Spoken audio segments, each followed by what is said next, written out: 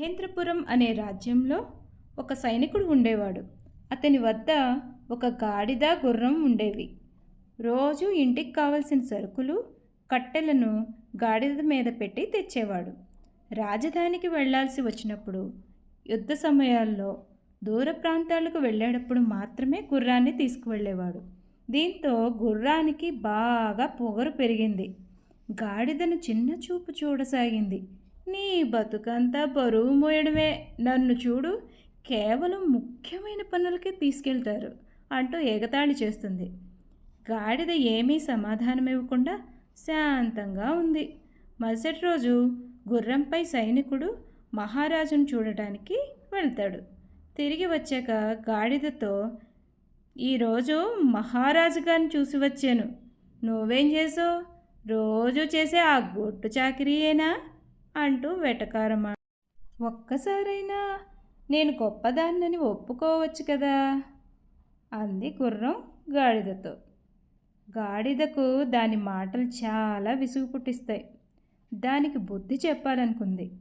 మరుసటి రోజు సైనికుడు గాడిదతో, త్వరగా పద, మనకి ఈరోజు చాలా పని ఉంది, పక్క ఊరికెళ్ళి సరుకులు తీసుకొని రావాలి అన్నాడు. అయితే గాడిద, నాకు ఈరోజు ఆరోగ్యం బాగోలేదు, నేను మోయలేను, క్షమించండి అని అంది.